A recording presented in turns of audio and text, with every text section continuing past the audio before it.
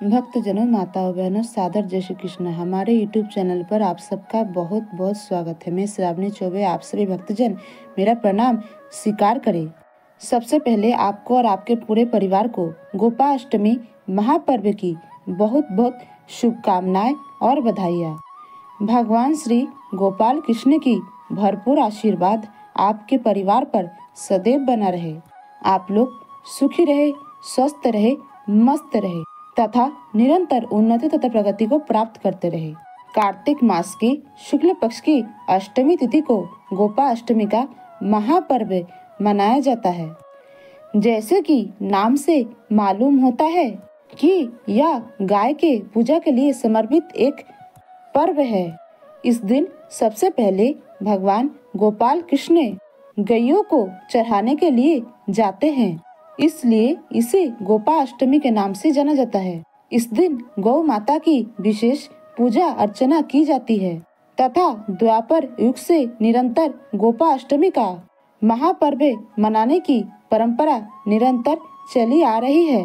साल 2024 में गोपाष्टमी का महापर्व 9 नवंबर 2024 शनिवार के दिन ही रहेगा। कार्तिक मास की प्रतिपदा से लेकर के अष्टमी तक भगवान गोपाल कृष्ण ने अपने हाथ की छोटी उंगली पर गोवर्धन पर्वत को धारण किया था। 8वें दिन इंद्र अपना अहंकार और गुस्सा त्याग करके भगवान श्री कृष्ण के पास क्षमा याचना मांगने आए थे। उसके बाद कार्तिक माह के शुक्ल पक्ष की अष्टमी तिथि को भगवान गोपाल कृष्ण गौ माता को चढ़ाने के लिए जंगल में जाते हैं, इसलिए इस पर्व को गोपाष्टमी के नाम से जाना जाता है। गौ माता को हमारी संस्कृति में पवित्र माना जाता है। श्रीमद् भागवत में लिखा हुआ है कि जब देवता और असुरों ने समुद्र मंथन किया था तो उसमें से काम धेनु नामक गौ अर्थात गाय की उत्पत्ति हुई थी।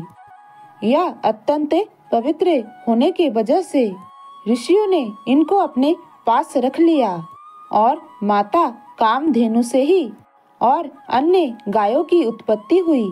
श्रीमद् भागवत में इस बात का वर्णन है कि भगवान श्री कृष्ण गौ माता की बहुत सेवा करते थे, इसलिए उनका नाम गोपाल कृष्ण पड़ा। गोपाष्टमी का यह पर्व गौधन से जुड़ा हुआ है। भारतवर्ष में इस पर्व का अपना ही एक अलग महत्व है। गौ माता अर्थात गाय सनातन धर्म की आत्मा मानी गई है। सनातन धर्म में गाय का महत्व होने के पीछे यह भी कारण है कि गौ माता को दिव्य गुणों का स्वामी माना जाता है, अर्थात गौ माता के अंदर अत्यंत दिव्य गुणों का निवास माना गया है। गाय में सभी देवी देवताओं का निवास माना गया है। हमारे पौराणिक ग्रंथों में शास्त्रों में कामधेनु का उल्लेख मिलता है और गोपाष्टमी की पूर्व संध्या पर गाय की पूजा करने वाले लोगों को सुख, समृद्धि तथा सौभाग्य की प्राप्ति होती है। गोपाष्टमी को प्रातः काल जल्दी उठ करके गौ माता को अर्थात गाय को सबसे पहले स्नान कराएं, फिर गौ माता को आकर्षक श्रृंगार धारण करवाएं, गंधे पुष्प आदि से गौ माता की श्रृंगार करें और ग्वालों को उपहार आदि दे करके उनका भी सम्मान करें। गायों को भोजन करवाए तथा उनकी परिक्रमा करें और थोड़ी दूर तक उनके साथ जाएं। संध्या को जब वापस आए तो उनकी पंचोक उपचार पूजन करके कुछ भोजन गौ माता को कराए। अंत में गौ माता की चरणों की मिट्टी को मस्तक पर लगाएं।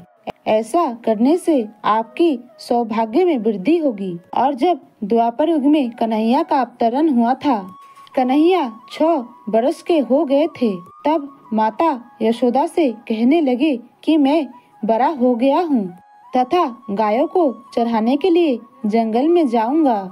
उनकी हट के आगे मैया को हार माननी पड़ी तथा नंदे बाबा के साथ भगवान श्री कृष्ण को वन में गौ तथा गाय चढ़ाने के लिए भेज दिया गया। वह गोपाष्टमी का दिन ही था। इसके अतिरिक्त अगले 12 महीने तक गाय चराने का कोई शुभ मुहूर्त नहीं था। अतः नंद बाबा और माता यशोदा को अपने पुत्र कृष्ण को इसी दिन वन में गौ चराने के लिए इसी दिन अनुमति देनी पड़ी। मोर मुकुट तथा हाथों में बांसुरी और पैरों में घुंघरू बांधे शाम बिना खरताल बिना चप्पल नग्ने पैरों से ही गौ चारण के लिए गोपाष्टमी के दिन ही घर से रवाना हुए तथा इस दिन को संपूर्ण ब्रजमंडल में संपूर्ण उत्तर भारत में एक महापर्व के रूप में मनाया जाता है। प्रभु श्री गोपाल कृष्ण की गौ चारण के विषय में हमारे धर्म ग्रंथों तथा पुराणों में लिखा हुआ है कि जब भगवान ने अपने 6ठे वर्ष के आयु में प्रवेश किया तो एक दिन भगवान माता यशोदा से बोले, मैया अब हम बड़े हो गए हैं। मैया यशोदा बोली, अच्छा लाला तुम बड़े हो गए हो तो बताओ अब क्या करें। भगवान ने कहा, अब हम बछड़े चराने नहीं, अब हम गाय चराने जाएंगे। मैया ने कहा, ठीक है, बाबा से पूछ लेना। तुम्हारे बाबा अगर अनुमति देंगे तो अवश्य ही तुम गौ चारण के लिए जाना। मैया के इतने कहते ही झट से भगवान नंद बाबा से पूछने के लिए चले गए। बाबा ने कहा, हे लाला अब तुम बड़े छोटे हो, अभी तुम बछड़े ही चराओ। भगवान ने कहा, अब हम बछड़े नहीं बाबा गाय चराने जाएंगे। तब भगवान नहीं माने तो बाबा ने बोला, ठीक है लाला तुम पंडित जी को बुला लाओ, वह ही गौ चारण का मुहूर्त देखकर बता देंगे। बाबा की बात को सुनकर के झटपट से लाला पंडित जी के पास पहुँचे और बोले, हे पंडित जी आपको हमारी बाबा ने अभी अभी बुलाया है, गौ चारण का मुहूर्त देखना है, आप आज ही का मुहूर्त बता देना, इसके बदले मैं आपको बहुत सारा माखन दे दूंगा। इस प्रकार का प्रलोभन पंडित जी को भगवान ने दे दिया। पंडित जी नंद बाबा के पास पहुँचे और बार बार पंचांग देख करके गणना करने लगे। तब नंद बाबा ने पूछा, हे पंडित जी क्या बात है, आप बार बार इस प्रकार पंचांग में क्या गणना कर रहे हैं। पंडित जी बोले, क्या बताए नंद बाबा, यह मुहूर्त और कोई मुझे दिखाई नहीं दे रहा है, केवल आज ही का मुहूर्त निकल रहा है और इसके बाद अगले 1 बरस तक और कोई श्रेष्ठ मुहूर्त नहीं है कि लाला गौ चारण के लिए जंगल में जा सके। इसलिए आज कार्तिक माह के शुक्ल पक्ष की अष्टमी तिथि है, इसलिए आज से अच्छा कोई भी मुहूर्त मुझे नजर ही नहीं आ रहा है। पंडित जी की बात को सुन करके नंद बाबा ने भगवान को गौ चारण की स्वीकृति दे दी। भगवान जो समय कोई कार्य करे वही शुभ मुहूर्त बन जाता है। उसी दिन भगवान ने गौ चारण आरंभ किया और वह शुभ तिथि थी कार्तिक माह के शुक्ल पक्ष की अष्टमी तिथि। भगवान की गौ चारण आरंभ करने के कारण यह तिथि गोपाष्टमी कहलाई।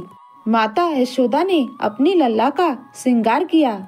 जैसे ही पैरों में जूतियां पहनाने लगी तो लल्ला ने मना कर दिया। उन्होंने कहा कि अगर मेरी गौएं जूतियां नहीं पहनती तो मैं कैसे पहन सकता हूँ। अगर पहना सकती हो तो उन सभी गौ माताओं को गायों को जूतियां पहना दो, उसके बाद मैं भी जूतियां पहन लूंगा। और जब भगवान वृंदावन में रहे तो उन्होंने कभी भी अपने पैरों में जूते चप्पल नहीं पहने थे, खराउ नहीं पहनी थी। आगे आगे गाय और उनके पीछे पीछे बांसुरी बजाते हुए भगवान श्री कृष्ण तथा उनके बड़े भाई दाऊ बलराम के साथ यश गान करते हुए ग्वालपाल गोपाल इस तरह से विहार करते हुए भगवान ने उस वन में प्रवेश किया। तब से भगवान की गौ चारण की लीलाओं का आरंभ हुआ। जब भगवान गौ चढ़ाते हुए वृंदावन जाते तो उनके चरणों से वृंदावन की भूमि पवित्र हो जाती और वह वन गौओं के लिए हरी भरी घास से युक्त रंग बिरंगे पुष्पों की खान बन जाता। तो इस प्रकार यह गोपाष्टमी की दिव्य कथा है जो श्रीमद् भागवत में बताई गई है। बोली गोपाल कृष्ण भगवान की जय। श्री वृंदावन बिहारी लाल की जय। बाल कृष्ण भगवान की जय। अच्युतं केशवं राम नारायणं कृष्ण दामोदरं वासुदेवं हरे श्रीधरं माधवं गोपिका वल्लभं श्री जानकी नायकं श्री रामचन्द्रं भजे जानकी मनोहरं सर्वलोकनायकं श्री शङ्करादिसेवितं पुण्य नाम कीर्तनं श्री राम राम राम राम राम नाम तायकं रामा कृष्ण वासुदेव भक्ति मुक्तिदायकं रामा कृष्ण वासुदेव भक्ति मुक्तिदायकं रामा कृष्ण वासुदेव भक्ति मुक्तिदायकं हरे राम राम राम हरे हरे हरे कृष्ण कृष्ण कृष्ण हरे हरे हरे राम राम राम हरे हरे हरे कृष्ण कृष्ण कृष्ण हरे हरे। हे कृष्ण गोविंद हरे मुरारी हे नाथ नारायण वासुदेवा हे कृष्ण गोविंद हरे मुरारी हे नाथ नारायण वासुदेवा हे नाथ नारायण वासुदेवा। बोली गोपाल कृष्ण भगवान की जय। श्री श्याम सुंदर यमुने महारानी की जय। गोवर्धन गिरधारी भगवान की जय। धर्म की जय हो, अधर्म का नाश हो, प्राणियों में सद्भावना हो, विश्व का कल्याण हो। सनातन धर्म की जय हो, गौ माता की जय हो, नगर बस्ती की जय हो। आज के आनंद की जय हो, कल के आनंद की जय हो, कल परसों की आनंद की जय हो, बरसों बरसों की आनंद की जय हो। ओम नमो पार्वती पते हर हर महादेव हर। काल हर कंटक हर दुख हर दारिद्र हर आनंद की लहर कर। भक्तजनों, माताओं बहनों, हमने जो ज्ञानवर्धक कथा आपको सुनाई है इसको अधिक से अधिक लोगों को शेयर कीजिएगा, लाइक कीजिएगा, कमेंट कीजिएगा और हमारे चैनल को सब्सक्राइब भी कीजिएगा और अपनी इस बहन बेटी भाभी का साथ दीजिएगा। आगे बढ़ने का एक मौका अवश्य दीजिएगा। मिलते हैं कोई नए वीडियो में, तब तक के लिए सादर जय श्री कृष्ण, सादर धन्यवाद। जय राम जी की। हर हर महादेव।